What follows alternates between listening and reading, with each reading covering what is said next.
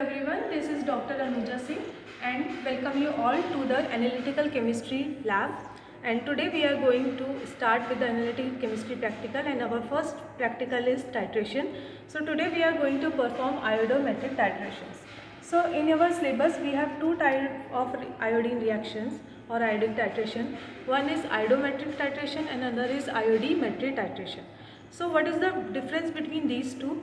In iodometric titration, we have the indirect liberation of the iodine within the reaction mixture or the analyte. While in iodimetric titration, the iodine is directly used as a titrant. So first I will explain you about the glasswares used in this titration. So this is known as burette. In this we used to fill our intermediate solution. This is the burette stand and this is known as funnel. Then this is the conical flask in which we used to take our reaction mixture.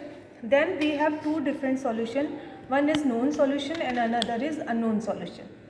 And this is the intermediate solution that we used to fill in our burette. Then this is known as measuring cylinder.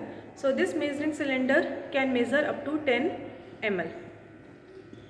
And then we have starch as an indicator and the iodine solution, and this is known as pipette which we used to take for the sample. So this is about the setup. So what we have to do in this particular experiment, first we have to fill the burette with the intermediate solution. So here we are taking the hypo solution. So I am using this funnel to fill the burette. So before filling, make sure that your knob is closed properly so that your solution should not flow. So like this you have to add the hypo solution. So as you can see, this is the colorless solution. So while filling we have to check the lower meniscus of the sample. So we have to fill till here we have 0 reading. Okay, so as you can see, it is filled till the upper meniscus. This burette can have 50 ml of solution, and if in case you fill this more than 0 level, you can release it from here and make it up to the mark. So this is your burette is ready. Next you have to take the reaction mixture or the analyte in the conical flask. So first we will take the known solution. So this is the solution of potassium chromate. It acts as an oxidizing agent. So you have to pipette out the 25 ml. You can see here 25 ml. This burette can take up to 25 ml of solution, and we have to fill till this marks, the circular mark. And see, this is the colored solution, so we have to take the lower meniscus, upper meniscus.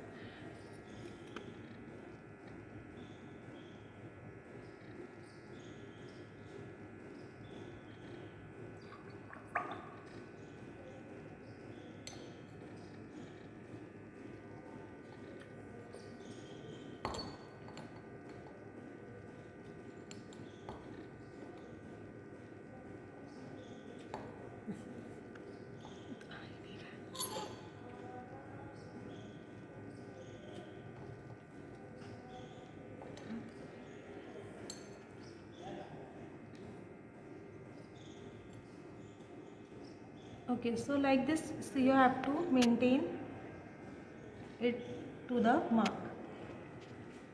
So while pipetting out, make sure your sample should not contain the bubble, otherwise you will get the wrong reading. So I am taking 25 ml and I am leaving it in the conical flask. So this should be done under the gravity. You should not blow the pipette to to fill the conical flask. So this is our reaction mixture. In this we have to add 5 ml of Ki solution. 5 ml means till here.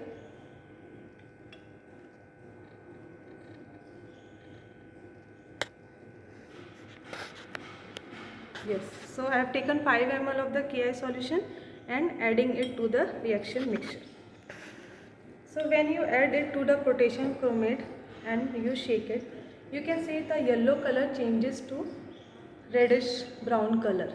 So why this color change? Because the iodine is producing by reaction with your oxidizing agent, that is potassium dichromate, means iodine is produced in the reaction sample. So this is your reaction sample, you can see the color clearly reddish brown. And now you have to titrate it with the hypo solution. So slowly open it. So it should go drop wise, because starting you don't know what is the reading. So it should be always drop wise, and you have to continuous shake it so that your reaction mixture will be completely mixed, properly mixed. So you have to continuous add it, that you will get the color will little bit decolorize, or it will change to the yellow color. So as you can see, your reddish brown color is disappeared and it is light yellow color. So why this is happening? Because whatever the released iodine is there, that is absorbed, absorbed by your hypo solution, and the sodium tetrathionate is formed, that is colorless. And now we are adding the starch, which is an absorbent indicator. So we have to add 2-3 drops of this solution and again mix it. So as you can see, the color is changed, because now the free whatever iodine is present, that is absorbing by the starch. So then again we have to titrate it against the hypo solution and you have to shake it. So now again, of course, when the starch will react with your hypo solution, the color will change. So now you can see it is light yellow color, but we have to continue titrating it till we get the light green color, because again your iodine, whatever the iodine is liberated, it will again react with your, it will absorb by the starch.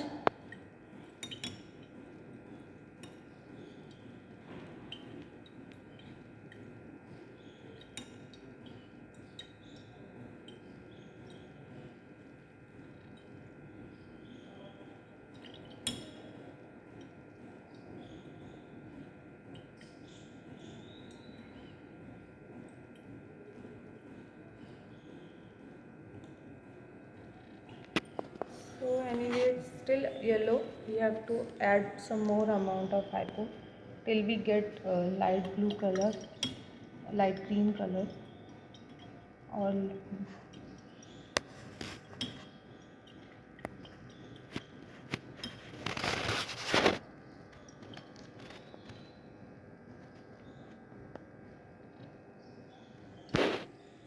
so yeah, now you can see we have got the green color.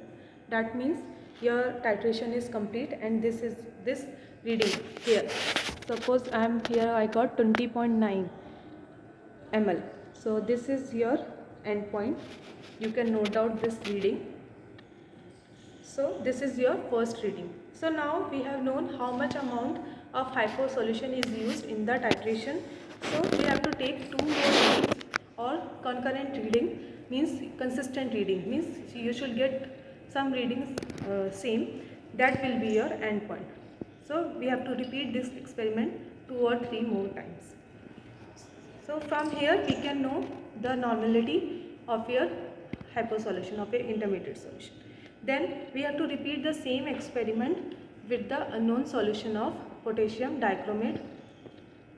Then from here we can find out finally the normality or the strength of the unknown potassium dichromate solution using this whole setup, or using the Ki and starch as the indicator.